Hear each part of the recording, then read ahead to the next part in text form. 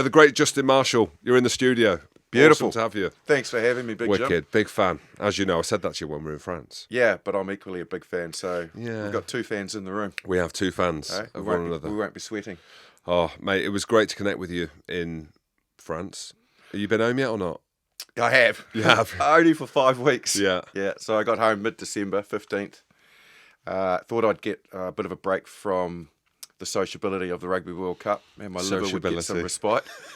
But you go back in New Zealand, it's summer, the Christmas run, 10 days before Christmas, people are like work breakups and hadn't seen my mates in about 3 months. So it's been a hectic 6 months, to be fair. But hey, mate, I have to say, like massive complimentary feedback about that walk and talk you and I did. Really? Oh, yeah. The views on it are incredible. But the positivity that came out of that was unbelievable. So cool. Yeah, so I was incredibly grateful to be able to do that with you because, being over here without being with Sky and being kind of a little bit behind the radar to a degree, having something like that and the impact that walk and talk had, and that was before that Ireland game, which ended up being a belter of a test. Or the best we've seen. Yeah. No, you should see the positivity and the amount of coverage it got. So yeah, brilliant. That's wicked. Yeah. Well, it was a slow walk and talk. It was, and that it's meant to be slow, and it's a very different way of doing things, right? But it works because, well, one of the best to have ever done it on the pitch and off the pitch. But just that kind of slow walk and talk, conversational style, the fact that it lives on a platform that's free, it's YouTube, it's kind of unfiltered. So we found, I'm not even going to say a niche, like during the World Cup, it was brilliant, right? Did the one with you, did the one with Ronan O'Gara, John Smith for the final. And then I've come back and carried on, did one with Sia Khaleesi, Andre Pollard. Wow. Which will be out maybe before this podcast. So that would have been out there as well. So it's the start of a thing, but it's real great. Momentum. Yeah, no, it was really well shot, really well received. Equally, you kept it, like you say, raw and it was brilliant. Would have looked a little bit like that. You remember that movie Twins? Hey, would have looked like Danny DeVito, which would have been me walking with Arnold Schwarzenegger. Hey, not just you. It's not just you. It's good. Everyone. Well, that's good to know. Big Jim. But it is, it is cool because, like for me, I know you've been in the mainstream media. Yeah. I've never cracked it at all. I've been in and out. I did a bit for ITV and then thought I'm going to get a real opportunity now. Like I've done the apprenticeship. I've done the slow walk and talks. I've done a bit at the World Cup. I do a podcast. I'm close to the game. I've interviewed the greats. I've got some of the players that are playing, coming into the studio, doing stuff, and then nothing. Just not used, just surplus to requirements. So the fact that I can carry on in this space is great for me, but there's a part of me that's a bit gutted that I'm not doing mainstream. Can I ask you, though, how do you get about pulling some of the names you got out of a Rugby World Cup, for example, like Taika Waititi, Gerald Butler, like some of the people that you got on, and particularly at the grounds, was incredible. Epic. And it wasn't just me. It was like a wider team, which is like everything, the team behind the team. And for me, I front it, right? So it looks great on me, and it is great for me. Yeah. But you need one, right? So we got George Russell at the opener, who is the Formula One driver, who I call a rider. Yeah, I'm a Formula One fan, so I know exactly who he is. Yeah, so they're used to doing stuff like that, right? So if they go to an event, they're visible, they get cameras following them. So we got him first, and we did a behind-the-scenes thing with him. Yeah. Got like 50 million views. It was mental. But the big turning point was when Scotland played South Africa. I was doing a pitchside show, and it was me and Hoggy. Yeah. And I did them in the lead up and stuff like that, but with rugby talent. And we always said before the World Cup that the keys to the kingdom lie outside of rugby, the wider entertainment, other sports stars, industries, entertainment crossovers coming into our game, and that being visible to the wider public. So it goes back to the first thing we were saying, the slow walk and talk on YouTube, free platform, the same pitch side, free platform, a World Rugby event, a World Rugby product, but we need the superstars. And when Scotland played South Africa, I was chatting to Gerard Butler's mate, loosely chatting to Gerard himself. Yeah. And he came down after the game and he refused to come on the show. I was like, and I just pulled him out. I said, mate, we need, like, the game needs you. If we start this, like, and with you, like, who knows where we can go. And he came on. Wow. That blew up, got him doing a bit to camera. Nice. And then the momentum kind of gathered, reached out to Shane Lowry. Yeah. Stevie Ferris knows Rory McIlroy. And then you start build up a bit of trust, right? Ali McCoy, I know him loosely. He was with Jimmy Nesbitt. They were doing something for Doddy and the foundation. And you've got to think, something that we might take for granted, but we know how special it is being on the pitch and by the pitch. For them, it's mega. Yeah. You know? And that's maybe where we're a bit too guarded and a bit too kind of humble. Oh, you know, why would they want to come pitch side? Yeah. They were every single guest. Rita Ora and Taika Waititi. Rita Ora's fucking handbag is in the South Africans' water bottles. Like, literally, they're in there. She's on there taking selfies. Yeah. Like, the broadcast team are going mad. Yeah, well, I actually walked past you when you were doing that, because you had AB de Villiers We had AB de Villiers. Same time, didn't you? Which was epic. Yeah, no, and I was like, Big Jim has reached way into his black book here. He is doing bloody well. In fact, the only one that I thought possibly could be really interesting if you could have got him was that Jason Momoa. We tried Aquaman. We tried to on the opener. I would have thought that would have been interesting to see whether he sort of matched you size-wise, because he's a big lad. Yeah, he's massive with the All Blacks, eh? Well, Marshy, this is what I mean. So this shows you where the dial shift during the World Cup. So Jason Momoa was going to come on, was going to come pitch side, and the whole thing of him doing it was he was going to come down with a couple of mates, come on the show, the opener, France versus the All Blacks, epic, and watch the Haka. Yeah. And Brilliant. then they turned around and said, "Oh no, he can't be pitch side for the Haka." And so you think, but who's they? The French? No, I think it's more the kind of it's the right holders, so the people, and they're fair enough. It's their prerogative. They pay millions of pounds for these positions, and the conversation goes, and I keep talking about the NFL. The NFL's just happened. We're recording the Monday after the Sunday of the Super Bowl. Yeah. And you look at the list, and you look at the content creators, you look at the celebs, you look at just the chaos and the circus around it. That was my dream for the World Cup, and we got it to a degree. Yeah. But with Momoa, we wanted to get him pitch side, get him visible, get him sharing the stuff, and we didn't get it. And we tried to get him for the final, tried to get The Rock for the final. Yeah. But having these celebs present within our sport's massive, right? Well, that's probably the thing, you know. Like, I knew rugby had reach, but I didn't realise the depth of that reach when you saw some of the celebrity, Roger Federer, you know, like, and the names you've already reeled off and I've reeled off. Just incredible amount of people that are very busy. You know, Hollywood these people are flat out busy, but they wanted to be at Rugby World Cup watching rugby. Exactly. Which was awesome. So the best one I heard about with Jason Momoa was John Smith. He was they were in the same box or something. Momoa must have come in to visit, and John Smith was walking with him, and his son was with him. John Smith's son was with him, and he said to him, he was thinking about it. Should I get a selfie? Shall I ask him? He was walking along, and then he actually got it up enough courage to ask him and said, "Oh, Jason," or Aquaman, I think he called him. I was just like, mate, yeah. Oh, can I grab a selfie? And Momoa, he reckons, just looked down at him and said, "No selfies, bro." And walked off. And so he stood there with his phone thinking, "Oh shit." There's nothing worse than getting what like phased out like that, is there? Yeah, it's because he's South African. If it was you, it would have been different. You would have been like your own. But he's got a big game in June. He's got this exhibition match, the All Blacks versus Fiji. I don't know if you've seen it while you've been over there. In San Diego. Which, mate, awesome. Like, how cool. So he's close with the All Blacks. We know from this side, and talking to you, the All Blacks have always been closed off, which has a real mystique to it. But they're now opening up the brand they are. to the wider global audience because they have such a big brand. But him doing something like that in, is it June or July, the All Blacks versus Fiji in San Diego? Yeah. Mate, we're pitch side for that. Like, this is, we're going to carry on. Yeah. The direction we're going. But he loves the All Blacks, which is wicked. Yeah. Cool brand as well. Like, the brands aligned, don't they? Oh, big time. Yeah. Yeah, that'll be awesome. So, yeah, I mean, and that was the start of it. So carrying this on now. And, we see where we go. A bit of rugby, bit of non-rugby. Yeah. Chat to Javier Bardem as well about getting him in the studio. He was pitch side. He was an actor from No Country for Old Men. Okay.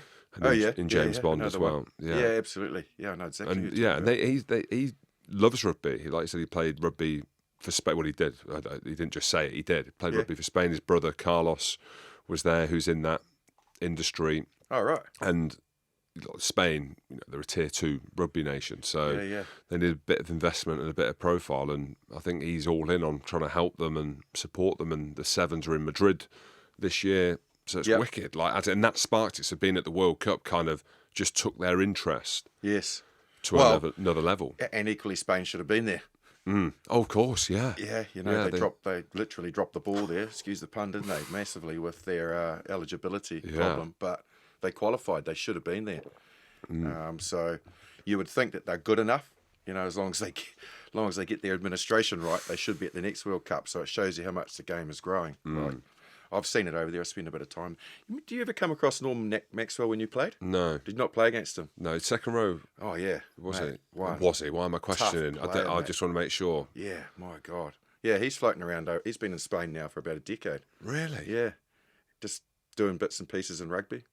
So it goes to show you, it's obviously huge for football, but there's enough there with rugby to grow. And the fact that they've now got the ability to qualify for World Cups shows they've got good momentum. Yeah. And that's what it needs. It needs, Japan, it's taken off, like Spain. We know that Portugal, like Georgia, are doing well. These pockets of kind of not weird and wonderful places, but football places where you think, soccer's the biggest game. Portugal story, didn't you? So good. Street parade. Come home, win one game out of the pool, knocked out of the World Cup. Rightio. I know. Bring out the fireworks. Ronaldo's in town. The banners, the champagne's flowing. Team is heroes for winning one game. But that's what it means, Incredible story, that. Apart from New Zealand. You lose one game. Yeah, exactly. yeah. Run and hide. Polar opposite. Run and hide.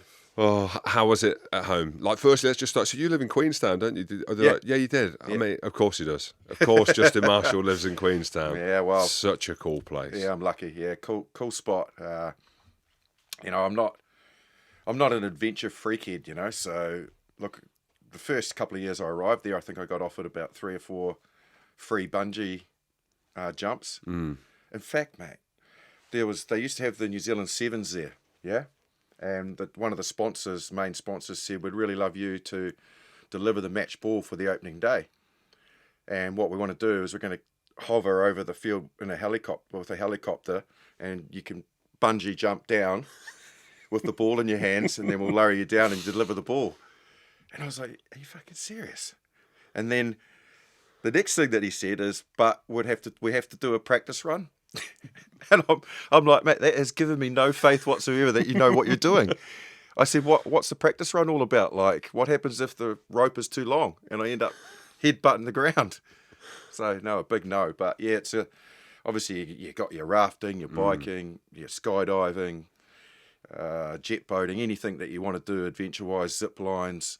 It's all there, paragliding, and that's all in the town, So the scenery when you're doing it's incredible. But I kind of don't live there for that. I love the lake. I love my golf. The golf courses there are incredible, and the scenery. But yeah, I'm not so much into that stuff that could possibly give me a heart attack. Yeah, I'm not very good at the old skiing, and I will not go near a bungee. No. I won't go near. I don't trust the weight. I mean, I'm not ridiculously heavy, but I'm heavy enough to question. Yeah, the math. What happens if someone's just a little hungover, having an off day with their math, or look at the scales wrong, yeah. What's done me is Instagram and like morbid knowledge on social media. That's right. It's like I'm looking at stuff. People love looking at stuff where things have gone wrong, don't they? And someone headbutting the paved walk off a bike, or all the things where these particular adventurous things that you do go wrong. That's the main viewed things, not when it runs perfectly. It's when people nearly have a disaster or do have a disaster. Doesn't encourage me. No, I read it was last year, I think. So I did the white water rafting. Yeah. And there was a guy that's been running it for years, like the big chief. He was a Maori guy. Yeah. And he died like last year. He'd been rafting the rivers and stuff for 20, 30 years. Yeah. And then he fell off the raft and... It's dangerous. And died. And I remember doing it, and it felt dangerous. And that's the excitement, right? The excitement. It felt dangerous, but Like in general, I think any of that stuff's 99% safe, isn't it? You just don't want to be in that 1%. Of course. I tend to have a bit of bad luck when it comes to being in that 1%, so I just avoid it. But yeah, no, it was good to get back home. After being here for just over 3 months. But I think probably as a nation we've grown up. When I went back in '99 after we got exited by France at Twickenham, the fallout was pretty bad, pretty brutal on John Hart, the coach at the time. People didn't let it go for quite a long time, and he was not treated very nicely, and neither were the players. And that was just New Zealand venting and not understanding. I remember getting my bag off the carousel when I arrived back into New Zealand, and someone at the baggage thing had written "loser" on it. So, and I was like, "Shit, mate! I only played 5 minutes of that game. Not really entirely my fault. They shouldn't have benched me." But yeah, 2003, slightly better, but I think this year really shows that the country's grown up, and I think probably the fluctuations that we've had in the last 2 years in our performances. We've got, I hate to say this, a little less, we've got a little better at accepting losses because they've been a little bit more regular. Usually the All Blacks would do a 13, 14 test calendar, and if they drop one, it was a real talking point. I think that's changed. We're dropping 2 to 3 tests in the last 2 to 3 years. So I think the response for the All Blacks when they got back was I think in general the public was pretty proud that they made the final because they had average form leading into it, and then equally recognised that they never gave up. Even with 14 men, they still could have won that test match. So I think they were really well received when they got back that side, and it goes to show the country's come a long way since '99. Well, I mean, that's my memories of the All Blacks probably stems back, I'd probably say 99, then all the way up into the early 2000s, up to 2015, when you had all them greats, do you know what I mean, come through, the likes of yourself, but then that kind of golden generation where they went back to back.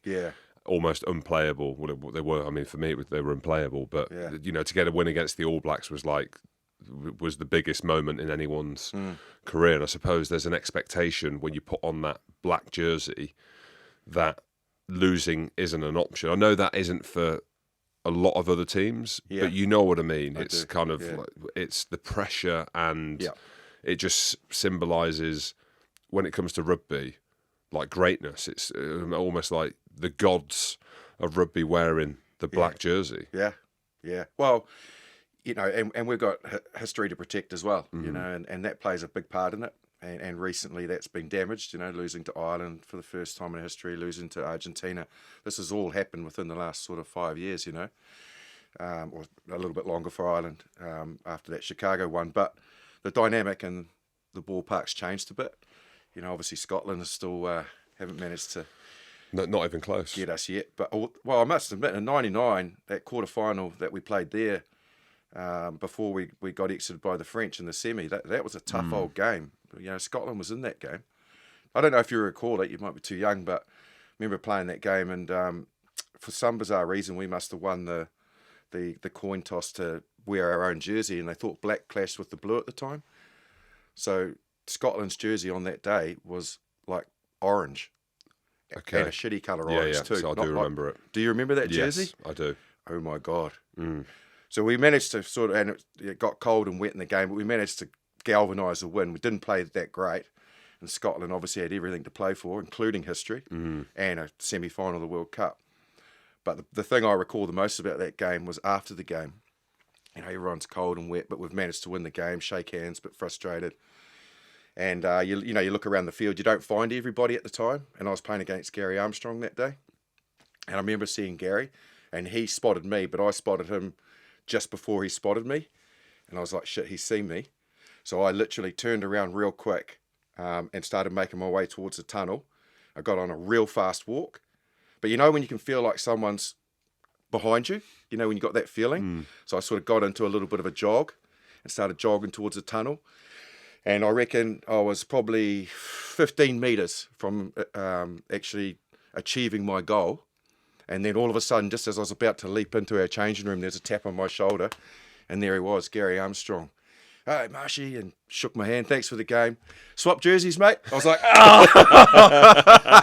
You knew it. I was like, you bastard. Like, that's simply what I was trying to achieve. I didn't, and so to this day, I've got that horrific number 9 Scotland. You did it. Brown colour orange jersey. Yeah, I had to. You know, I was hoping to get into the changing room and then maybe get one of our reserve ones and swap it with him, but no, he knew that he didn't want that hanging up on his wall. So yeah, it's ended up. I can't say it's on my wall. I've got the more traditional Scotland jersey on my wall at home. Has he got the famous grouse at the front? Yep. Yeah, that's iconic, though. Isn't it? Yeah, that's awesome. That's a nice. Yeah. Like, that's the best jersey. I No, agree. not the orange, but with the famous grouse. Yes. That's what Gerard Butler had on pitch, and I was like, mate, that is vintage. Yeah. And he said, oh, Fan gave me that. I said, yeah, that's worth a bit. It is. Yeah. Actually. Yeah. Yeah. Well, they're the first team I ever played. Scotland and New Zealand in 1996. And we played in white once, and Scotland played in white once, and that was the Finlay Quarter sort of. Who was the flanker? JJ? Yeah, yeah, good side, you know. But yeah, that was a really cool part of history to be able to play Scotland at home and back then, because that was the old traditional jerseys, like the ones that are swimming on you. Yeah, they're the original. You have to be so ripped nowadays to be a rugby player, don't you? Really? Yeah. Otherwise you get your stomach's out. Yeah, you look, you can see the big lads, the big belly button, like the big kind of hole, and well, for me, the hard thing's the national anthem, because if you have got a bit of a gut, that's where you're full view. But when the anthem's going on, and obviously New Zealand's anthem's reasonably long because we've got both versions, you're holding your stomach in for 3 or 4 minutes then. Because everybody can see you, photographs are being taken, cameras are coming along real slow, and you're like holding the stomach in. Like, that's the one on the wall. But in black, you're fine. As in black's the better. I'm wearing black. That's all I wear. Hides everything. Not everything. But, not everything. But most things. But the All Blacks, I played them twice. Played you twice. Didn't get a jersey. Never. Didn't you? I didn't. Yeah, I asked. I think I might have asked. I might have asked Richie McCaw. Good option. Exactly. Well, he was calling the line out that day. That was my argument. Even though he was playing 7, didn't win a line out, and we were joking about it. So played against New Zealand and 5-man. Yeah. He's walking into the middle line out. I was like, is he fucking calling the line out again? We had one of the best line outs. Well, they didn't win a line out, but they won the game by 40 odd points, of course. And I remember trying to swap the jersey with Richie McCaw, and it was just a shake of the head. Yeah, he didn't see it. He didn't see the logic? No. No. So prestigious. I mean, I've got Victor Matfield's. Yeah. I think I've got Castro Giovanni's. I've got like some legends. Yeah. Of the game, just no one from the All Blacks, because there is that. I don't know. Maybe we didn't earn the right. Do you know what I mean? Maybe with the kind of arrogance, but also it's obviously Richie McCaw, right? So he ain't swapping his jersey. Like, he knows in the future that's going to be worth a lot of money, regardless of who he's played against. Yeah, I was always happy. Were you? Obviously, that one story apart with Gary, but any time that an opposition, didn't matter whether it was Japan, Argentina, or South Africa, I was always really grateful to swap a jersey with a player that was my equal. Like playing for their country, playing scrum half. It's nice to have though. I've got George Gregan, Jos van der Westhuizen, those types of jerseys. Matt Dawson, Rob Howley's. Oh, mate, you got some legends there. Like at your, again, because that's probably the generation where I fell in love with rugby. And you go through them names, like they're the best of the best in their positions as well. Like they're household names. Yeah, absolutely. And you're always grateful to get them. So, for the 81 tests I played, I would have been lucky to keep half of my jerseys probably. Yeah. But that's what the game's about. It's not about having a big stock of your own jerseys for yourself, is it? It's about, to a degree, that's also spreading the brand. It's showing that the All Blacks are, humble and proud, but equally, we're not too, insular to not want to give away what is special to us, because it's special to the people receiving it as well. Yeah, of course. And what you're getting back, you know. So cool. The All Blacks now, with everything that's happened over the last few years, and maybe we spoke about this when we were doing that really slow walk and talk, is the the brand still as strong, or are they fully a team in transition now with Razor coming in, Scott Robertson, the great Scott Robertson, I'm a big, massive fan of Razor. Yeah. And some of the players now going over to Japan and play, some that are on a sabbatical. Are they a team now that are in transition? Has the mystique gone for a little bit, even though you made a final? I think, like any nation at the moment, New Zealand's in not in a crisis, but in a transition period. So I think that's the right word that you use. Like, we're kind of transitioning out of COVID, like everybody. The state of the game's still quite healthy, but I'd be deceiving you if I said that it's incredibly healthy. There are problems within the game, and a lot of them revolve around revenue and money, and being able to retain our players. The big problem that New Zealand has is our stoic stance that we won't allow our top players outside of New Zealand. If they go and play away, they can't be selected for the All Blacks. So that means that and I was talking to Bob Skinstad about this middle of last week, and he was talking about South Africa, because I said, Matt, like the coaches that you've just signed on, the talent, even Jaco Piper, you're getting involved, and Rassi's re-signed, and he said, yeah, but pretty much to a degree, our top 20 players, we don't pay. Club rugby plays for them in France and in Japan and wherever else. So we only have to look after the development of our game, whereas in New Zealand, we have to pay all of our All Blacks, all of our next tier super players that are the next step up. So, obviously, again, COVID had a massive effect, and that is why, which you rightly brought up, the All Blacks are now trying to globalise their brand again more, and taking games like to San Diego is what's going to make the game healthy, and it's also going to enthuse the players, giving them something different. That's what you want, is not to be constantly trucked out for the rugby championship and not have any variety in your calendar. Because when you've played, like Aaron Smith, 120 tests, like Sam Whitelock, record amount of test matches for the All Blacks. He went past Richie McCaw at the World Cup.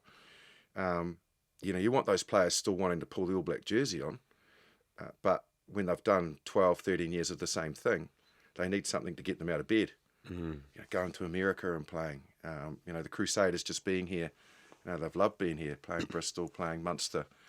All those sorts of things. Wouldn't it inspire you as a player? It would for me. 100%. Yeah. And I think with the All Blacks going over to San Diego in July, I know it's an exhibition match, but we saw when they went to Chicago and they played against Ireland. Yeah. And that is the kind of the two words that's used in rugby and trying to find our places around cultural relevancy, whereas the All Blacks have that. The brand is so cool. The Haka is iconic. Yeah. And like, even if you don't really know what rugby is, and this is something that I love talking about, because when I faced the Haka, and I saw Lee Halfpenny do it the other week for the Crusaders, he was doing it. I don't know if you saw it. It was pulled his pick, didn't he? No. But I'm watching it, and it's a bit kind of funny. But I always thought, and I played in New Zealand for a year. I played in Canterbury, and I didn't do it then, but the team I was in did it, and the lads that were foreign weren't allowed to, which is completely fair enough, because it was like done within a week's notice that we were going to do it. It was just obviously you didn't want to do it, but like the Haka for me is, I'd say, the most iconic thing you see in rugby before a game. Like, the anthems are okay, like they're good, but I think maybe we had this conversation about the Haka. Oh, we did actually. Well, maybe we'll bring it up now, but. When you do it all the time, does it lose? And that's what I asked you. Like, does it lose that kind of same aura that it has? Because there's so many games. I know there was more games back then, and maybe it's because the World Cup, because we saw it every single week. But of course, because every test, you've got to do the Haka. But it is so cool, and it looks so much better. I remember chatting to Zinzan Brook, and he was like back in the day. And I asked him, I'd already watched it, because I'd gone back and done a bit of research of what the Haka looked like, and it's evolved. Yeah, it's evolved somewhat. It looks absolutely amazing. But I think that is where the cultural relevancy lies globally, because they see something so powerful, so in tune, so aggressive, like as in the art around that part of the All Blacks and the Haka, I just think is so deep-rooted and authentic. It's wicked. I love it. and it's a lot more choreographed now, isn't it? And when you get the television cameras or the stadium putting the microphones out there, it reverberates around the stadium. So, there's a lot more, I feel, theatre to it. Theatre's the word. Yeah, that people probably see and some people roll their eyes at. But at the end of the day, as an All Black, you're still only doing it because it's in our DNA. The Haka's been around as long as the All Blacks have been around. So historically, we always respect that, and that's why the Haka will never ever be not a part of the All Blacks and who the All Blacks are.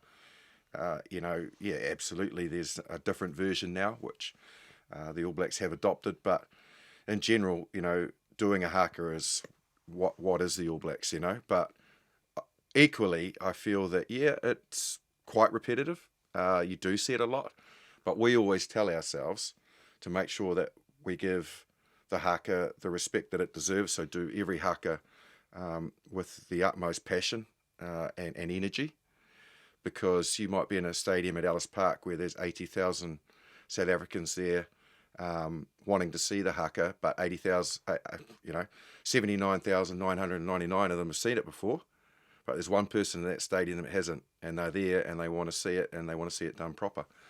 And I think that's always what you carry with you when you go out there. That there'll be one 5-year-old kid out there, or one 70-year-old man that's never ever got to see the All Blacks in his life, but that day he just happens to be sitting in the stadium, and you don't want to be off with the Haka. You want to make sure that he sees what it means to the All Blacks.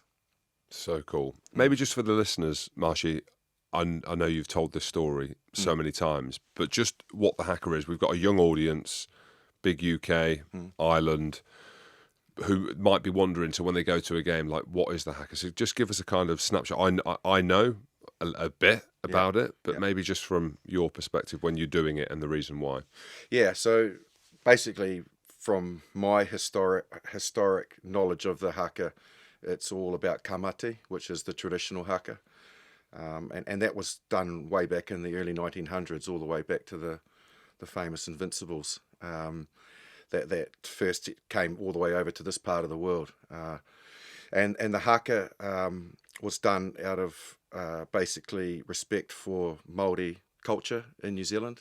We are a multicultural country, but the Māori were in New Zealand first, and the All Blacks felt that recognition needed to be adopted, and the best way to do that was with a traditional Haka. So it is a Māori cultural dance, if you like, and basically the background around the Haka is quite bizarre to a degree, because none of it is really about intimidating the opposition, saying we're going to war or anything like that. Basically, kamate is about a village that was being basically decimated, and the people that were in the village were afraid of being killed, and they were trying to escape, and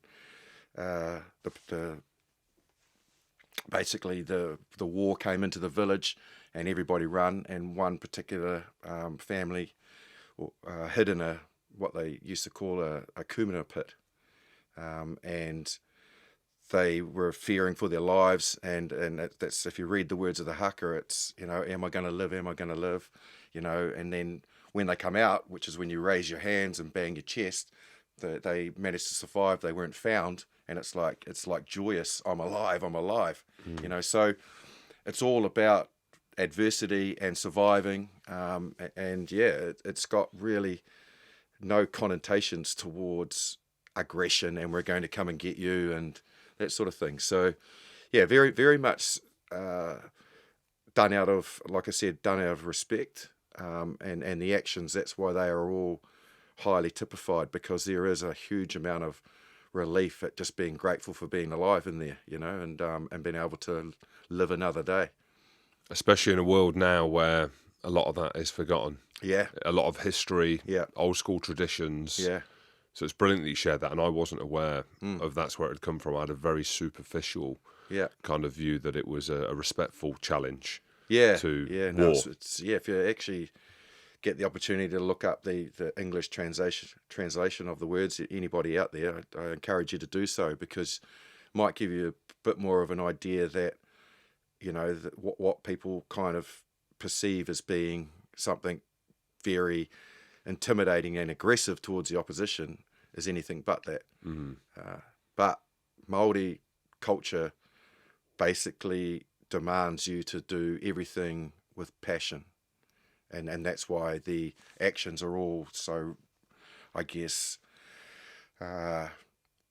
energized. You know, they're done, you know, the slapping of the legs, it's not just a little tap, it's like a real bang, you know. So that's what doing the haka is all about, because that's the way that the Māori do their hakas. So when Twickenham's singing "Swing Low, Sweet Chariot" over it, fucking hell. Yeah. How's that received? I mean, would that be seen as disrespectful or not, or is it just adding to the theatre of the game and the spectacle? I think people probably, if they heard what I've just said, they would imagine, probably wouldn't think about singing "Swing Low" because they feel that they need to put you off the haka, and they need to try and take away for what they feel is an intimidating showdown between their team and us. And so I think they try to distract you. You know, there's been all sorts of, I've done the haka, and Waltz and Matilda's been played out in Australia, and the whole crowd is singing Waltz and Matilda while we're doing the haka. You know, like, it doesn't faze us because you're just in the zone, and the only thing you're looking at is your opposite, you know, in terms of opposition team. So you're not exactly eyeballing the rest of the crowd. So whatever they're doing really doesn't have any effect on you. But you kind of would hope that people, having now heard or have known the history of the haka, would just be respectful. And the All Blacks, if there was and is any challenge from the opposition, or any, I guess, historic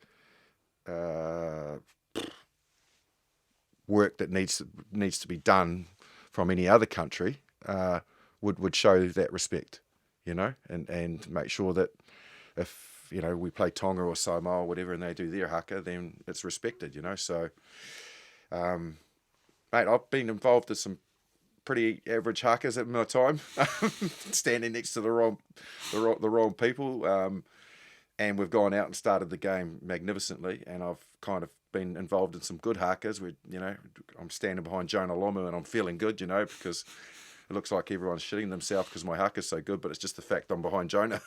And they're all thinking, man, he looks serious, and we've started the game poorly. And I always encourage people, when they do get to see the haka live, is then watch the next 2 minutes after the haka, where the All Blacks go away, regroup, calm their heart rates down, take some water on board because you are expending energy. Then, you know, the captain will say, right, boys, haka's done. Focus. What do we talk about? Our kick-off. Right, we're going to go deep left into the 22, try and hit their winger. You know, he won't kick, blah, blah, blah. So the haka moment's gone. You know, you're not exactly just doing the haka, racing to the ball, kicking off and flying into the opposition. You're recomposing yourself, calming yourself down to execute, you know. So, yeah, if people feel that the All Blacks or any nation that does a haka gets an advantage from it, I can guarantee you that's not the case. Yeah, it could be the opposite. And I speak about this, actually, when I was a player, my biggest issue was discipline, right? And I'd play 20 minutes and I'd played the game, but 20 minutes into the game, I was absolutely fucked because I'd given so much during the anthems. I was beating my chest in the warm-up, in the dressing room. And as you know, you've got then the walkout. The slow walkout, then you've got the anthems, and you could have the silences, and then you're shaking hands of dignitaries, and then you're facing the haka and all that. Yeah. Like you're talking from the warm-up, where you're beating your chest, you're reffing, you're blinding. It could be 20 minutes. Exactly. And in hindsight, I wish that, I mean, I was chatting to the a guy called Aaron, who does all the psychology stuff with the Scotland team. I think he works at the Chiefs as well, after the game. And they were talking about being in the moment, and Scotland being in the moment to get them into that position where they scored but didn't score, should have been given moment against France, and we never had that in our time. But you know what, that's the bit that I miss most. And I'm going to ask you about this because, like, missing the game, when people say, like, what do you miss? Yeah. I actually miss that moment, that feeling of being so alive that you can't even explain what it feels like, that walkout into a stadium. Like, I get goosebumps now thinking about it. Yeah. The energy of being in the kind of Colosseum. Yeah. You can't explain that. And people say, oh, was it worth it? And everything that rugby's going through now. Like, I'm 100%. Like, to have them moments and them experiences that I had as a man, as a human, as an athlete, if you want to call me that, you can't explain. And then that's what brings me back to something like the Haka, because it's like, if I'm experiencing that and I'm in a poor team, and that's me being respectful, and having been in teams that have won big things at Saracens and Leicester, but it's not the same as international rugby, then what does it feel like when you're an All Black doing that Haka? And when someone says to you, Marshy, like, do you miss it? And if so, what do you miss? Is it being in that Haka moment? You know, is it just putting on the black jersey? Like, what is it for you? I think it's the combat I miss. I loved pulling on the jersey and going out and playing against the greatest and best players in the world, in all of their positions, and the best teams in the world, and testing your skills at the highest level in incredible stadiums. With that, like you say, that energy in the stadium, you know, particularly even away more than at home, where you know that you are the foreigner, and you know that everybody is there, the majority of people that are there are not wanting you to win, and just testing yourself skill-wise, physicality-wise, and going at each other for 80 minutes. You know, I loved that. Was why I played the game. Competitiveness, you know, like, and I particularly missed the games where, you know, both teams just had such a positive attitude to play. And, you know, there's many games that we won, but if we had dropped the game, I still would have enjoyed it, because the opposition just brought everything they had, and you know, maybe we snuck the result, but ultimately you just walked off that field and thought, shit, that's why I play the game. How good was that? Crowd loved it. You know, there was 2 or 3 points in it. Points scored, tries scored. You know, drama. You know, some big hits. You know, that is pretty much what you're describing. That energy, that feeling of competing and absorbing the whole entire moment, from the minute you walk out to the minute you're walking off and shaking hands, and then having a cold beer. Yeah, that's something that I know I'll never ever get back, but that's what I miss the most. Yeah, and that's when the lights switch off. Yeah. I don't mean completely, No, but on your career. Yeah.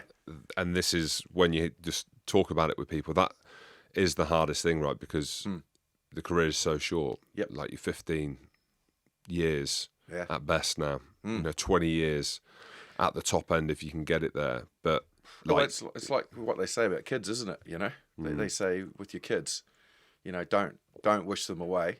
You know, like, before you know it, you'll have an empty nest, and your kids will be gone and living their own lives. You know, enjoy their company while you can. At the time, you're thinking, you know what, I could do with a holiday, and they can stay at home. Yeah. And you know, you like anything, you get the shits with, you know, kids, or sometimes with a training run, but taking any of that for granted, you know, whether it's with family and kids, or playing for the All Blacks, or playing for Scotland, or playing for Spain, whoever it might be, really, as quick as you blink, it's gone. It really is, yeah. And it's only a really small period of your life, and then all of a sudden, the dynamic and the way that you think and operate from day to day completely changes. And yeah, it's rare to have the opportunities that we had. I always feel lucky, not anything but you know, grateful for getting the chance to go and do what I did. But you know, you don't ever feel like, I always said that I would felt replete after one test for the All Blacks. Achieved, you know, done.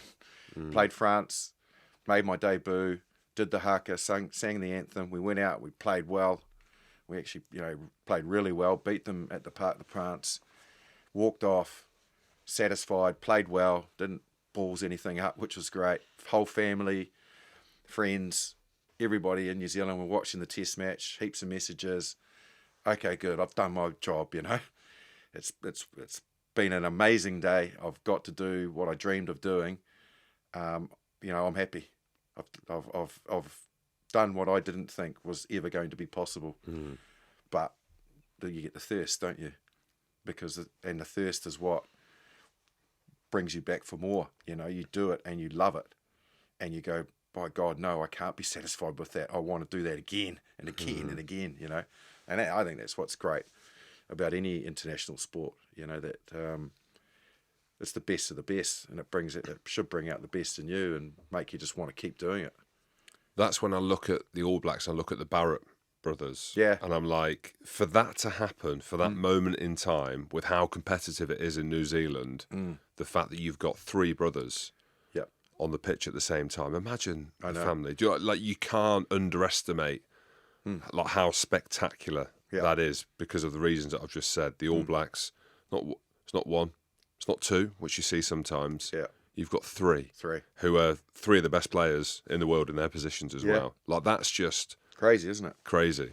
And when you think about it, for them all to be, playing around the same decade, and it all coincides. Sometimes you see a brother get the tail end or whatever, then the other one falls away, and so they have a few test matches together. But these guys are literally, been playing for years, and for them to all have that peak performance and be, like you say, the best not only in their jerseys in New Zealand, but to a degree in the world at times, is pretty unique. It's so cool. And what's been the legacy then of the World Cup just gone? More positives than negatives. And then what's Ian Foster doing now? Like, not that I didn't want him, but I loved Razor. I just loved his character. I interviewed him on this show actually remotely, which blew up in New Zealand, which was great for me, not great for him. But I did text him and say, mate, you got the job. Is that because of me? Kind of thing. But what's the lay of the land with New Zealand, the All Blacks, and Ian Foster now? I wouldn't have a clue about Foster, honestly. What he's doing or where he is. I haven't really followed since obviously him losing his job, so I can't honestly say I'm aware if he's picked up anything or what he's doing. But was that the right thing, do you think, for him to move on? Yeah. Okay. Like, obviously, there was a huge review, wasn't there, that enabled him to keep his job when he was basically nearly a foregone conclusion to lose it. Because that's what I heard. I heard that it's the players that kept him his job. The players came out in big support and sort of said, that this is our coach, and I think it changed a little bit of the mindset of what a lot of the administrators were thinking and what they needed to do, because players are pretty powerful. But it ended up working out, really, to be fair. They pieced together a really good World Cup campaign, and pretty much, apart from the odd little thing going wrong for them on the day, still probably could have won a final. So look, it certainly is time for a change, and I think that the transition is at the right time with Razor. He's been through the under-20s system as well, so a lot of the youth that are now sort of in their mid sort of 20s, 25 to 28, he has seen them before, so he knows a lot about their DNA. Obviously, he's been coaching with the Crusaders for, I think it's 8 years. But that doesn't mean that he hasn't analysed every other player in the country with all the homework that they have to do. So he knows a lot about the players in general. As you mentioned, exodus to Japan, exodus to France, players retiring. There's a real period of change going on within the All Blacks. So and to a degree, New Zealand rugby.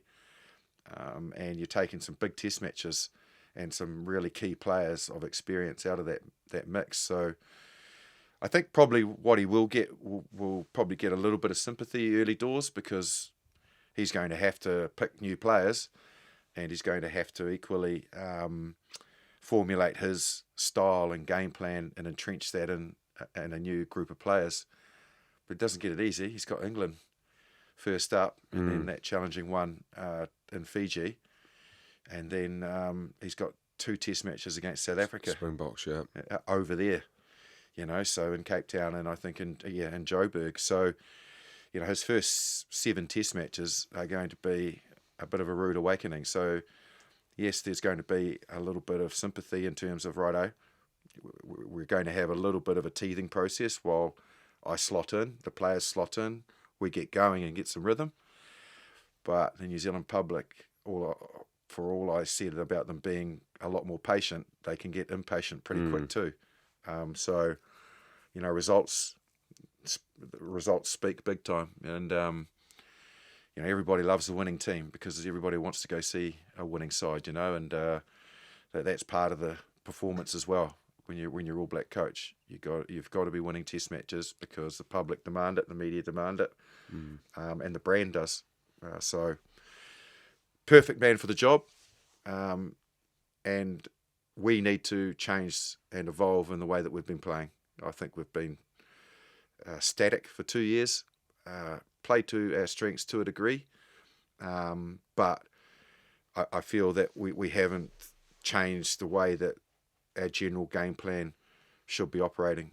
I think tactically we've probably not played in areas that we're capable of playing in. We've become a little bit insular as a nation. We're usually an expressive team that likes to play with the ball and use it from all parts of the field.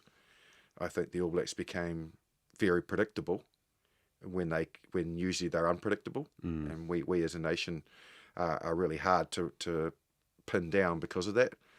But I just feel that the way that it was going with the All Blacks, they had to come up with a game plan in the World Cup that they felt that they could execute and get to a final, which they did. But there was too many roller coaster performances in the last 2 years leading up to that World Cup. So it'll be really interesting to see what Scott Robertson's mindset is about how much he uses the ball, where he uses the ball, and how he gets players that can break open really aggressive defence into the game, because it's where we've struggled, particularly since the last Rugby World Cup. Line speed defence shuts us down. I think everyone can see that, especially the out-to-in stuff where it narrows the field. So hopefully he's been looking at that and thinking of a way that we can get our real key players, our strike weapons, particularly in the outside channels, into the game where they've had to come find it because the game plan's not been quite there. And the game has evolved massively. People don't think it has, but over the last 2 or 3 years especially, with how aggressive defences come up, you see that's how South Africa defend, and their scramble D is wicked. That's how England are now trying to defend. That's how Wales have always defended. So they've always been a team notoriously hard to break down. But the thing is with the All Blacks, and you saw that against Italy, for example, like I knew it was going to be a cricket score against Italy because the way that the All Blacks can play individual athletes at speed with quick ball, there's no better team in the world, albeit Ireland are probably up there now. For sure. But it's like it just felt like everyone caught up. And we were talking about this, weren't we? We were saying about, like, was there an overshare over the last few years with the All Blacks, like the coaches coming into different clubs, teams sending their coaches, like my best mate Brett Deacon, who coached Leicester, he got sent down to spend some time in New Zealand because New Zealand are the best team. And I can't remember what your answer was, but I think we were saying there was an overshare of New Zealand rugby to every other team in the world, and now they've managed to catch up and take all the gold dust from New Zealand and bring it back over here. Yeah, well, and look, you know, you're equally getting, you know, Steve Hansen, you know, had a little bit of time with Australia. Now you got Joe Schmidt, the head coach there. You know, there's no doubt that there's been plenty of coaches been involved outside of New Zealand that are now involved in other international teams. John Mitchell springs to mind as well. So, yeah, I think we've just got to grow up and realise there's no big secret out there, because everybody can see what you're doing, and the word is, you know, very much spread around the world of the way that New Zealand like to operate, things that we're strong at, things that we're not so good at. And that's why I think we need to learn ourselves, how to be smart and how to change the way that we have been playing and the way that we are seen as being weak to a degree in some areas, and turn that around. And equally, you know, and I certainly feel that Scott Robertson as a coach will do this, learn from other nations. Like 100%, we should look at the short passing game of Ireland. It's incredible. They can string together 1, 2, 3, 4 passes in a 7 or 8 minute metre channel. but they'll have an inside runner, they'll have someone coming short, they'll have a 10 looping around the back on a block play with a little bit of depth, and then they'll have a punch runner they can hit, and they have 4 or 5 options, but they take in all of the width out of the game, which brings, so for the people out there, the wider pass you throw, the more time it gives the defender to come towards the ball. If the passing's short, like a metre and a half, 2 metres, then they're not in your face as quick. And I look at that and think that's what in New Zealand we need to do, because we've got the skills, and to a degree, without being too arrogant, but bugger it, I'm on your show, so I might as well be. Our forwards have got the skills. Right across all 8 of them have got the skills to have that short passing game. They can all flick a ball out the back of the hand. They're very, very athletic and very able to, particularly just pre-contact and post-contact. Because we pick up a rugby ball. You know, there's no other sport in New Zealand really that commands your time. So kids are handling the ball from young. You know, in this part of the world, they'd probably handle a rugby ball, but they'd also probably boot a football around at school as well. New Zealand, it's a rugby ball. So why not use what we're good at? So yeah, back to what you were saying, in terms of where we need to go and what we need to do. We need to not be too, I guess, arrogant not to learn from other countries. And we can learn a lot about the way we could bring skills from other countries into our game. And that's something we've never, ever done. We've always thought, well, Black Rugby's the best. This is the way we play. You know, this is what we've got to do. No, we don't need to look at the way Ireland or France are playing, even though they're number 1 and 2 in the world. Oh, hang on, actually, maybe we should. See what they're doing well, replicate it, maybe tweak it to our skill set.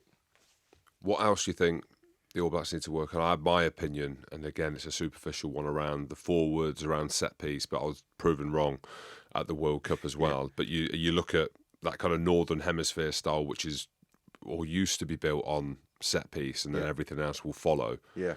Is that a weakness in the All Blacks? Do you think they've just thought their attacking play, their counter-attack, the physicality, the breakdown was enough? Or do you think that that's an area they need to work on as well? I think that's a work in progress.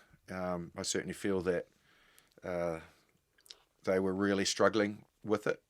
And that was pre-Jace Ryan coming in. He's still there now, isn't he? Yes, I thought he left. Yeah, no, he's kept. He's one of the only ones retained. Oh, is he? That's brilliant. Yeah, it's a good man. And you saw a real shift in their scrum. Against the Ireland. Yeah, exactly. And equally, their line-out maul got a lot better, which is a real strength of his. And he's actually a good thinker of line-out innovation as well, believe it or not, for a front row. So I certainly feel that they have made good strides in that regard. There's going to be some cattle missing out of that forward pack that are relatively important. But yeah, back to what you were saying about the forward pack. I certainly feel that set piece wise, we need to become as dynamic as Ireland, but as physical as France. So get kind of the combination of the two in our forward pack. But the big one for the All Blacks is going to be our loose forward mix.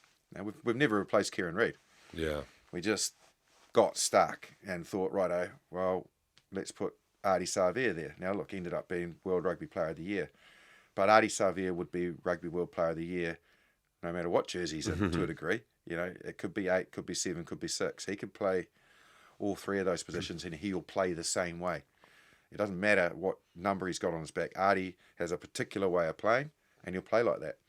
And what we've not done is probably developed another 2 in that trio around his strength, but going back to what made New Zealand rugby successful, and that's big, hard-running number 8s, like Kieran Reid, like Zinzan Brooke, you know, like Buck Shelford.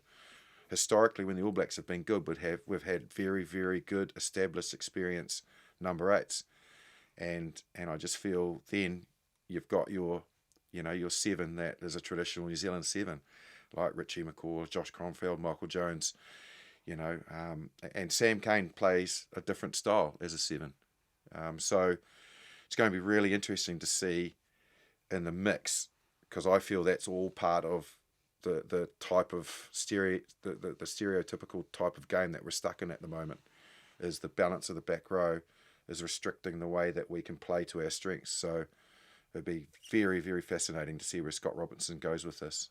What do you think? Do you think Ardie Surveyor's a 6 or a 7 and they need to find an 8? Is there an 8? Yeah. I love Dalton Papali'i, but I know he wears 7 yeah, as but well. He can He's play on the bench. Side. Yeah, he can play on the blind side. So you're thinking someone bigger, like more of the Kieran Reid, like Kellen Doris had 7 on against Italy, but he's an 8. He's a root one when he needs to be. Yes, he's got footwork. Yeah. And this is, everyone speaks about the 8. Like, it's almost become topic of conversation on what's the most important position on the field. Yes, you have the 10s, which we all know about, and specialist positions, but the gain line 8, someone that can straighten the line, put you on the front foot. Yeah.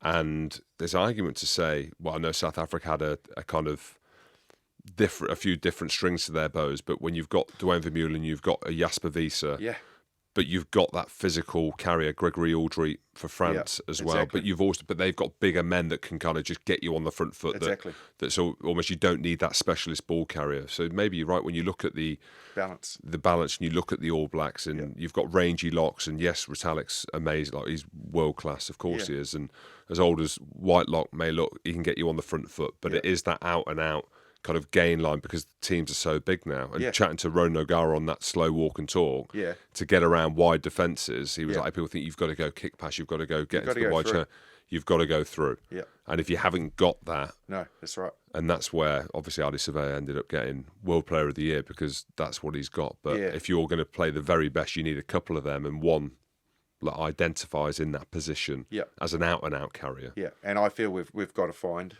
that player, you know, and give him time in the jersey, and that starts at Super, and then it goes on and into the All Blacks. And there's I think there's capability there for, you know, Cullen Grace is coming back after being out. I know he's been in the Crusaders, and Scott Robertson knows a lot about him. But equally, Ethan Blackadder, you know, is his possible position number 8 because he's got handling skills and he just runs hard. He's quick and he's got a massive engine on him. Samipini Finau they left behind, which was interesting because Shannon Frizzell's now gone. To Japan? Yeah, Japan or France, might be Japan actually. Yeah. Yeah, so, you know, I just feel if we can find that number 8, and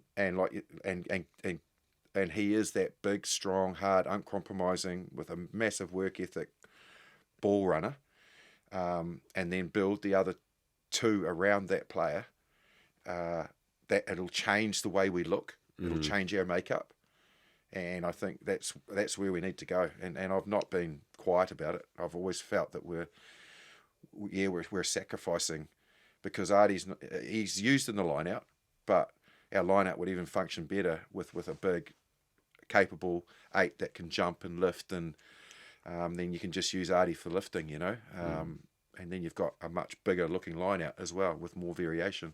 So. Come on, Razor. Be thinking on my mindset, champ.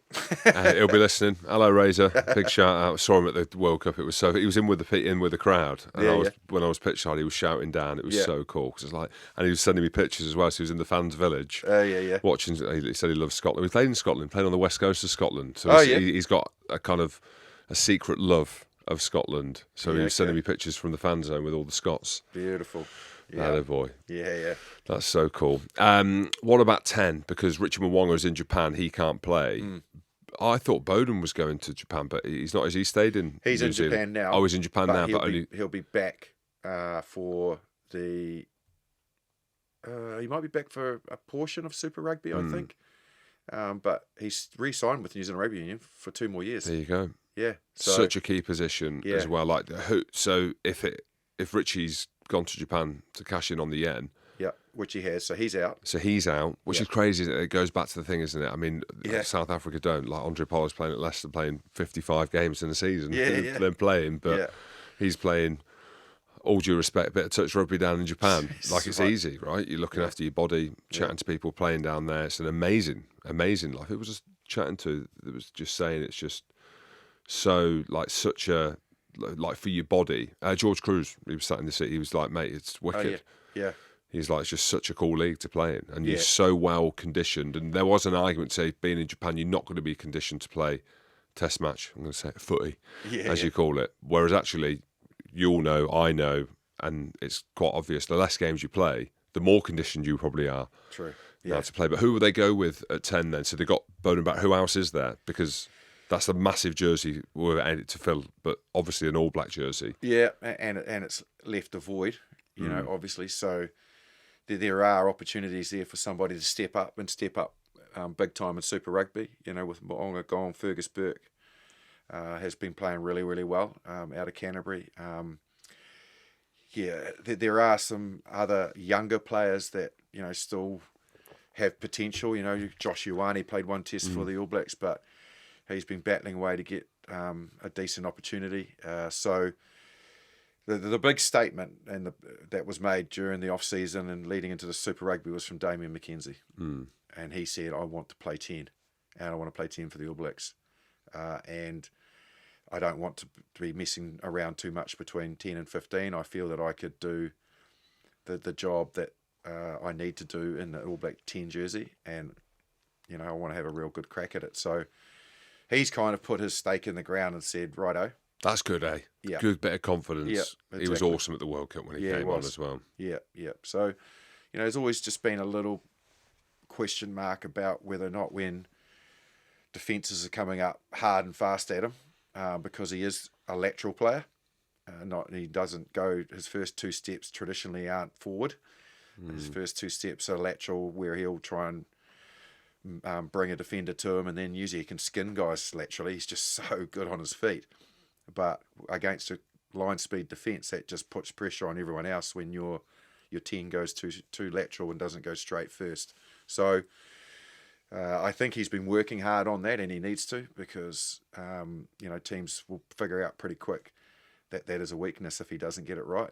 But like, his skill set's immense. I think his kicking game's not quite there yet as a 10, but it's much, much better.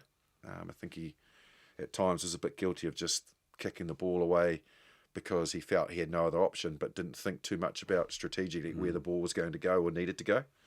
And that was just gifting the ball back to the opposition. I think he's matured a bit in that regard, that he now knows where he needs to put the ball. So, yeah, but there will be another 10 to come out of the mix. Now, Stephen Perofeta has played great rugby and being used by the All Blacks, but sparingly. Foster had him in the squad, but didn't really utilise him.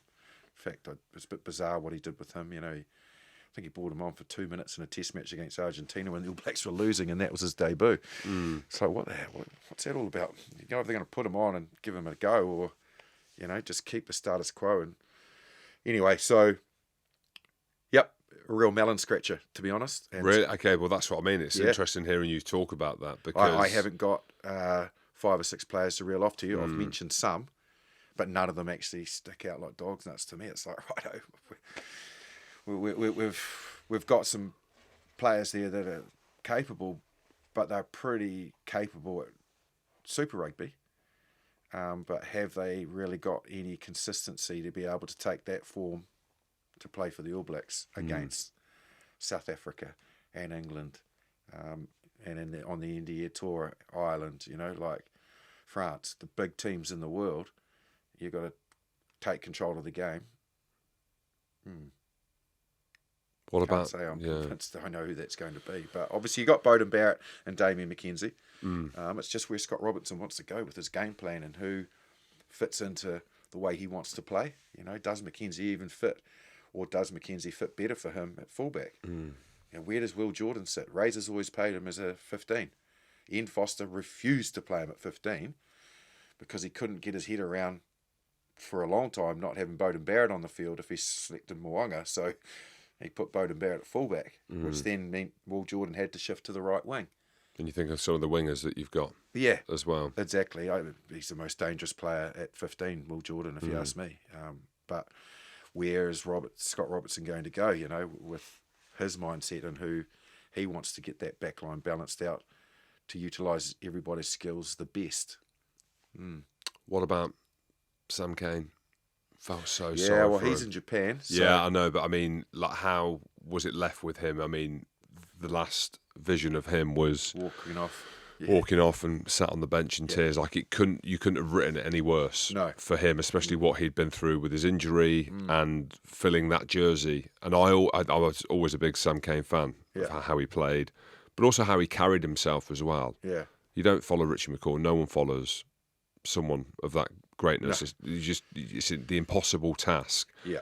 But then for that to happen, I was just like hoping he was okay, and he seemed all right from the pictures you saw on social media. That's give you an idea of how a man's feeling. Yeah. But how was he received? Because he did so well in the World Cup to get the team to the final as well. Yeah, he did, and he actually found his mojo to a degree. It took him a bit of time, but he actually started to play.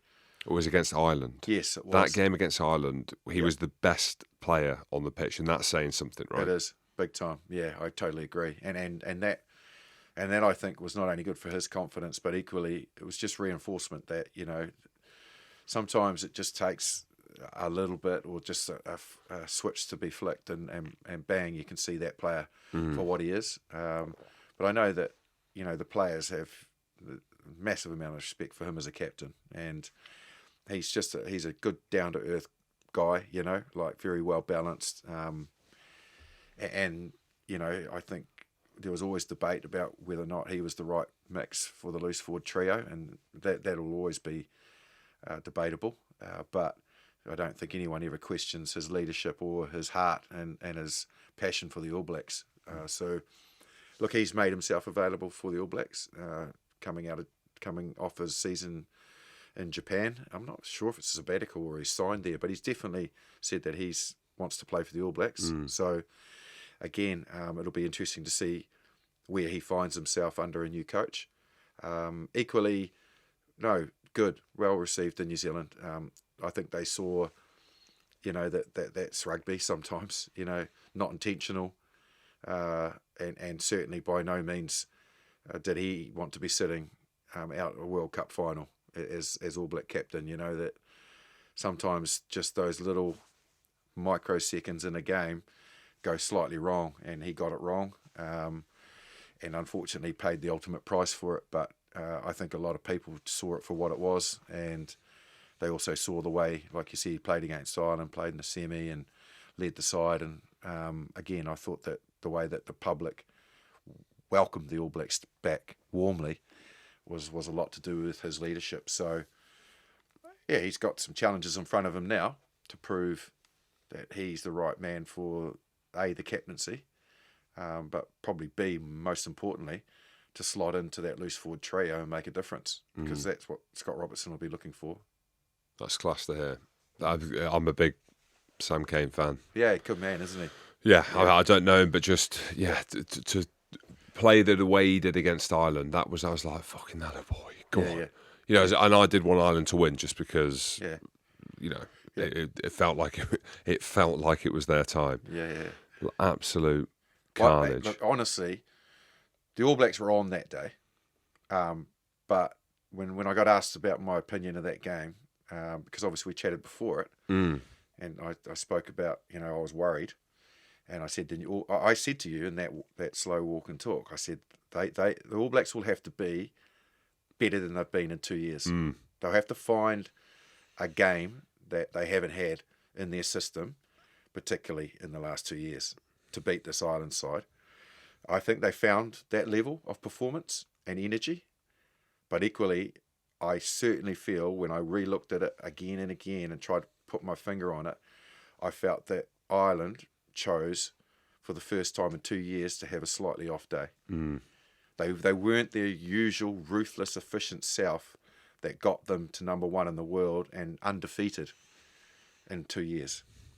There was a slight decline in performance, and I don't know whether that was the pressure the All Blacks were putting on them, but they were off in other areas. I think they lost their first 2 or 3 lineouts. Yeah, the scrum was under pressure as well. Scrum was under pressure at penalty pressure as well. Hardly ever see them, and this happened again in the first quarter of the game. They turned the ball over at the breakdown, and they're so good there. Yeah, they're so accurate. Their players don't turn the ball over. They clean properly, but the All Blacks got over the ball, got turnovers. I think Hardy got one. Might have been Frizzell got one. Someone else got one. Cody Taylor. I can't remember, but for that first quarter in particular, and to a degree the first half, they just weren't themselves. And I just feel that, again, like the All Blacks, or like what we've just been saying about Sam Cane, sometimes that's just sport and that's just rugby.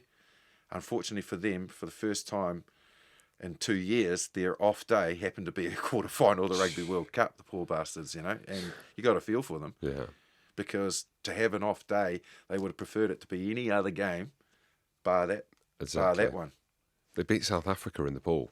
Yeah, exactly. You know what I mean? I know. It's crazy. Yeah. But they've not missed a beat since they've been back. Like they've and didn't look to be at all affected by losing Johnny Sexton against France. Yeah. Like that passing game, some of the tries, the tempo, the speed, geez, they look good. Jack Crowley, I know it was against Italy. Fuck, mate.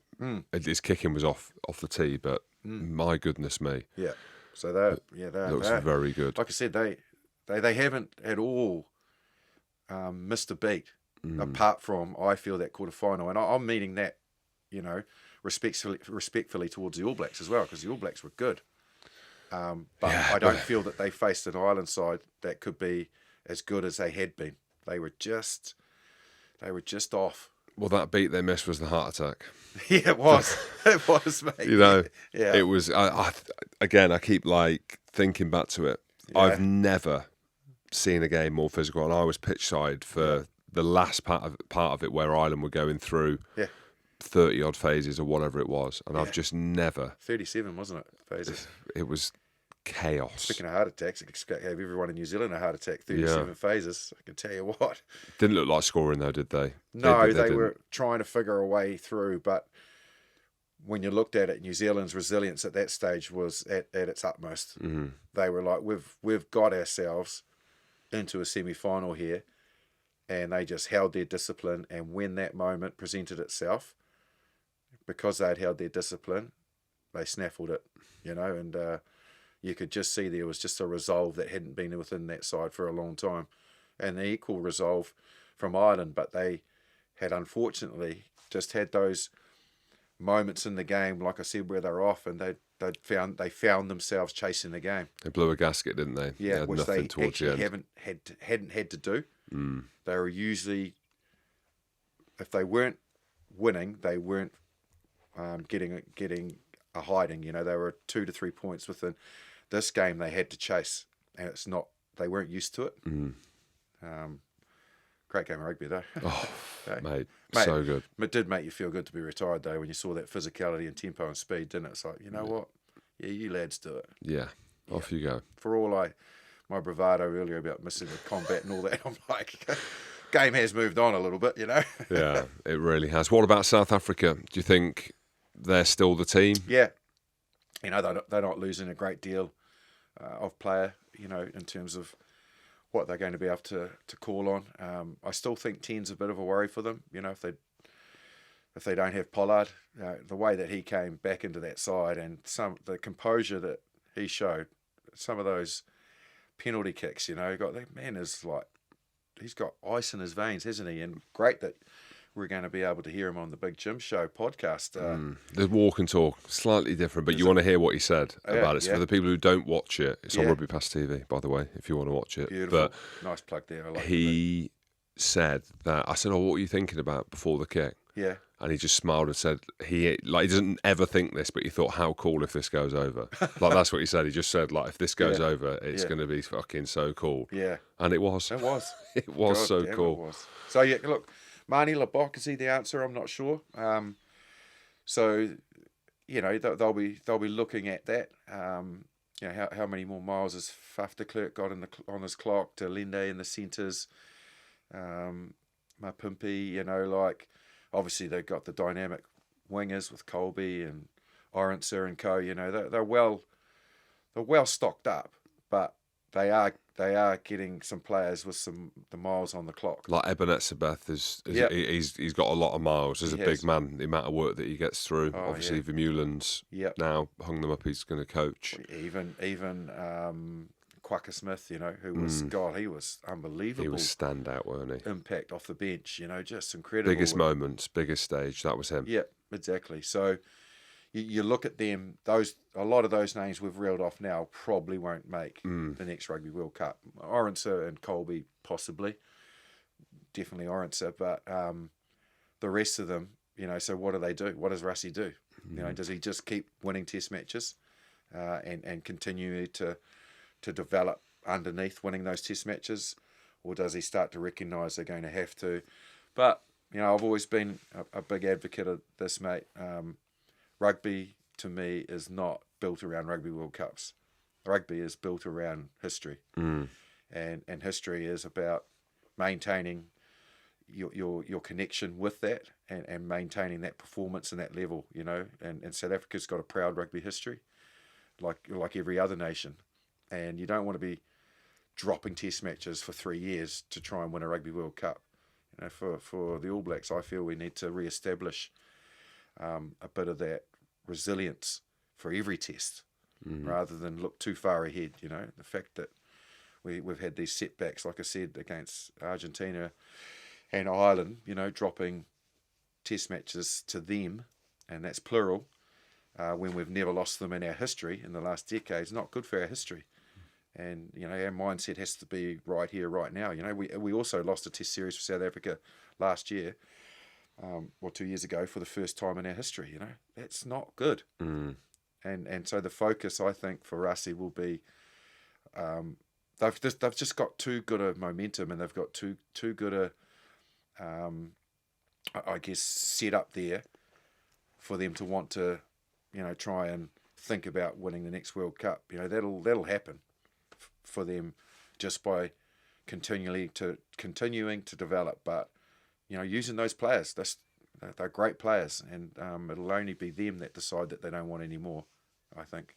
If you looked at blueprints of rugby, so just take yourself completely out of it and think about what they do as a country. I only thought about this recently. When you see some of the players that are playing in Japan, and you see little things pop up on social media, and watching Andre Pollard and Jasper Wiese playing at Leicester, and I see Jerry Flannery going down now to coach, and the fact that the South African teams are in the URC, the fact that South Africa are still in the championship, they're across everything. Yeah. As a team, as a collective, they're across every tournament, right? The Champions Cup, as well. So they've got a foot in Japan. Yeah. They've got a foot in the Championship. They've got a foot in the URC. Like, there's something in that, isn't there? And this is where, from an English perspective, where it's, you have to be playing in the Premiership, otherwise you can't play for England. The same in New Zealand, you've got to be playing Super Rugby. Like, we don't even know what level Super Rugby is now. Obviously, the Aotearoa that was during COVID was wicked.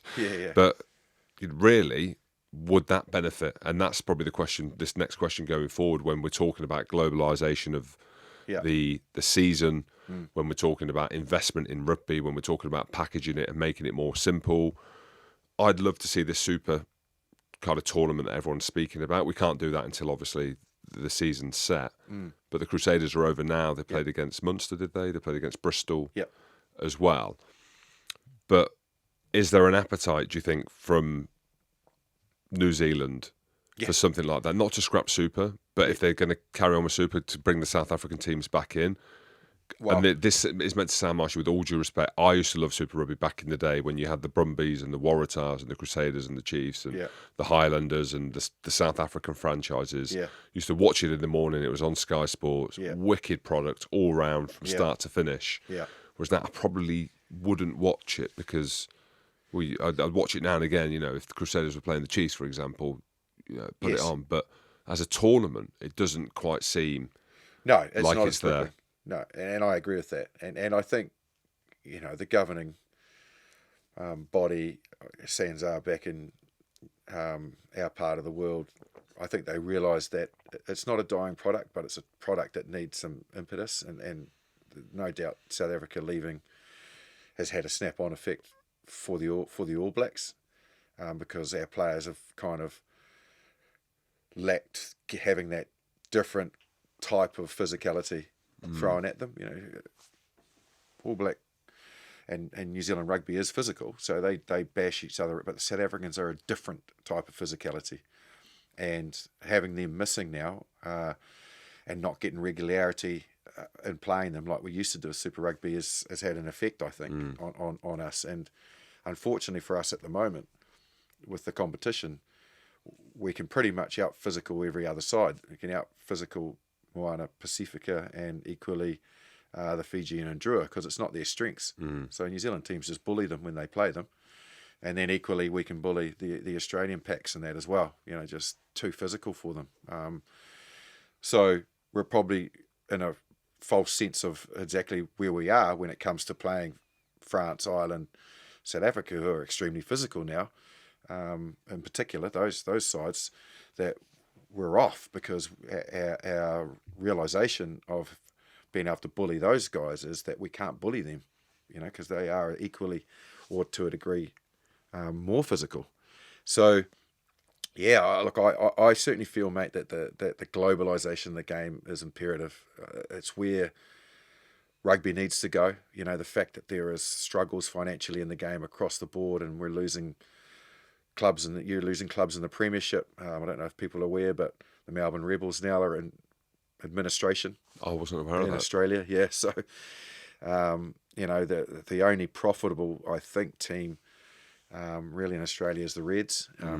Everybody else is struggling away, and the rugby union, Australian rugby union, have no money, are being asked to prop up these sides, and so everything's bleeding, and there's nothing to stop the bleeding at the moment. The New Zealand franchises equally, a lot of them have had to get in some private investors, to try and offer sustainability, So what we need, I feel, in the game is, yes, we need all of these big super clubs, all paying in a if you're good enough in the, like what I know as the Heineken Cup, which is the top European competition, and then you have a second tier, and you can be promoted and relegated, but we're globalising everyone playing each other, and you see, the Highlanders playing Harlequins, and you see the Sharks, playing against the Ospreys, whatever it might be, Well, that actually happens now, doesn't it, in the UFC? But yeah, I know what you mean. But big games, as in really big games where there's. I'm not saying that the Ospreys versus the Sharks in the URC isn't Leinster a big game. Playing the Crusaders. Yeah, as Leinster playing the Crusaders, exactly. As in these big games. Like I 100% agree. And you said around the how do you stop the bleed? Saudi Arabian plasters, because there's talk of that, them buying Premiership, and people hate that because of everything that happens down in Saudi Arabia. But you look what they've done for boxing, you look what they do for football, and Live Golf, and the backlash that it's got. But actually, the backlash that once that backlash unfolds and time goes by, I think they realise that, unfortunately, whether we like it or not, that money makes the world go round. To a degree, it's survival, isn't it?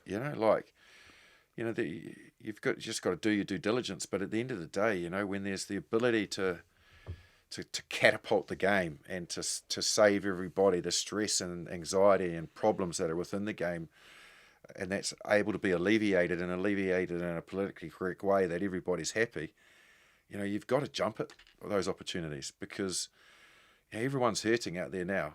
But I think the Rugby World Cup showed how popular rugby can be when it's played at the highest level with the best players competing. And a global game is how you'll get that, and you'll get massive interest, all across the world, because you're showing viewers, for broadcasters, something they are not seeing every day. Well, I know when I switch on Super Rugby this year, that I'm not going to see anything different than I've seen in the last 3 years. Chiefs playing the Crusaders in the opening game, Highlanders playing Moana Pacifica, the Reds playing the Waratahs, whatever it might be, and that'll go all the way through to June, and then you'll have a final. If you can switch on and you are seeing, 3 teams, they've gone over to the UK and they are playing the big European, British, Welsh, Scottish clubs, whatever, and they've equally, there's been 3 teams sent to New Zealand to play against the 2 teams that are left, and the same with Australia. But you know where I'm going. The viewers are seeing a spectacle that they don't get to see regularly, and when you get irregularity, you get interest. It's like if I was not working in TV, but I knew the Crusaders were going to be playing Leinster and Christchurch, I'll be going along to watch. Exactly. That's exactly what we were saying. Like, there's too many games. Like, you can take it or leave it. There's a game week on week on week on week on week, and it will go in peaks and troughs of like standard. Yeah. You don't get some of the internationals playing in some of the URC games. The Prem games they try, but I know it's a massive task for the internationals. Like, talking to George Cruz and Ben Youngs about it, it's like near on impossible going week on week. Yeah. But and that's why I keep, like, people listen to this and listen to previous shows. We talk about it, and they might be sick of hearing it. But if players don't talk about it, if people like us don't talk about it, that's right. It doesn't change, does it? And we just go year on year on year, just living hand to mouth, you know? Yeah, but it's a worry. Like, there's still huge interest in New Zealand, you know. So, you know, when the broadcast goes out, you know, and Sky does that, it's still very popular, and it'll be a really hugely watched game at the weekend. You know, 2 weeks away, next Friday, when the Crusaders play the Chiefs. It's the last year's final, and that'll view well, and there'll be bums on seats. People love it. But it's a worry for me hearing, when I've been over here for World Cup and hearing you speak today, where you guys have seen it all before, and it's not really getting you out of bed in the morning now at 7 a.m. to have your coffee and watch Super Rugby, and you are not the first person to tell me that since I've been over here. So what we need to do is, back there, you know, try and find the balance of still offering that to, you know, our people and our viewership, because it's still popular and we love to see those derby games, but equally finding that balance of getting everybody interested in the game again with some variety. It comes down to money, because you'll want the Crusaders. You'll want. I certainly can't contribute. You know, hey, if this brandy company we've invested in takes off, mate. Absolutely. Avant. Yes. We call it Avant or Avante? Avant. It's very cool. We should probably give that a plug, because we are now business partners, not just business partners, business partner ambassadors in a South African brandy company, which I'm actually buzzing about. I was in South Africa with them, and I looked at the list. I actually wrote the list down just so I could give it a proper plug. Absolutely. So Avant. Yes. Right. Grande. I've said it wrong. And we were at the event, and like, no prep. I think I know anything about brandy, but we've been asked to speak about brandy. And then I had to go deep. Yes. And I had to say, look, I don't know anything about brandy. All I know is that I am a part of a company and a brand with some absolute legends. Yeah. And then I started reeling off, even though I've got the names here, but I don't want to miss anyone out. But the Avant founding 15. So the great John Smith has invested. VP now, I don't know if he has though, but he's down there. I don't know if he's invested. We'll say he has. Yeah, we will. He's got Scottish money. And if you haven't, he needs to now, because we've just told you that he has. Scout Brits, he might have invested. Yeah. He's got a bit of dollar. CJ Stander, Justin Marshall, you're at 8. But here we go. Not that, well, you're a big name as well. George Gregan, big name. Butch James, Serevi, Jean de Villiers, Lacanya Am, Mazzolo Mapimpi, and Raymond Rule. Is he still? I don't know. Is he still at La Rochelle? I'm not sure. But there's some big players on that list. And my point was, when we were talking about it, was I just want to be part of a team. Yeah, it's a good team. Yeah, it's a great team. Yeah, that's it. Not. I mean, me. You're carrying me. If that's a rugby team, Marshy, you're carrying not at all, me. Mate. You're the skipper. I'll take it. Cool brand though, isn't it? Very cool brand. Yeah. And you know, it's kind of a spin-off, if you don't know a lot about brandy. Really, it basically evolves around cognac, doesn't it? So it's a different drink, but it's kind of, if you're talking about its history, it kind of has evolved and is from that that type of spirit, and it's always drunk, you know, with usually a bit of ice, isn't it? And sipped, not sculled. And I quite like that, you know. You like that, do you? I do, yeah. But to be involved in what is one of the most popular drinks in South Africa, you know, brandy is absolutely one of their favourite drinks, isn't it? And I learnt that from going there as a youngster, and then ended up playing at Saracens with quite a few of the South African blokes, and they always be carrying bottles of brandy at home, and you'd go around there for a brandy and coke.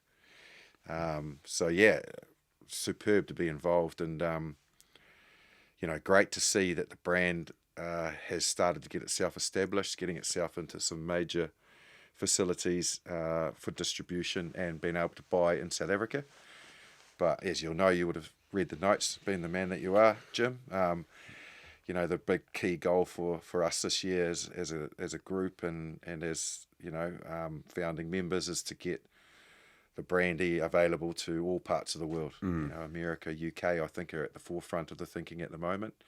There's some rumours about Fiji, and then eventually, to most parts of the globe, which is brilliant. Yeah, well, there's loads of laws and licensing regulations about. I just thought it was like, right, awesome. Avante brandy, send it over, loved it. Yeah. Get it over for Christmas, and they're like, it's not as simple as that. The distribution and obviously all the legal loopholes. I had some when I was down there. Yeah, brilliant. Awesome. I'm not just saying that because I have, like, very caramelly. Yeah, and very, very smooth. Drinkable, like the word smooth comes to mind because, you can tuck into a spirit without any mixer in it in particular. And I know you can drink this with Coke and you can drink it with other various forms of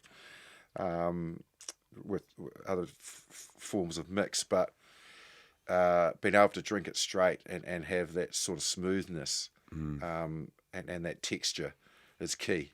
And you'll know this being Scottish, it's similar to whiskey, isn't it?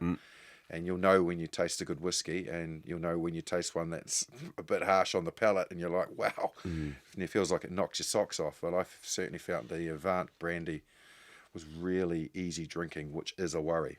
It is a worry, but it is cool that you've got all of us to chip in and be like, partner along with the bottle. Marshy, mate, there's no more. Let's not have any more.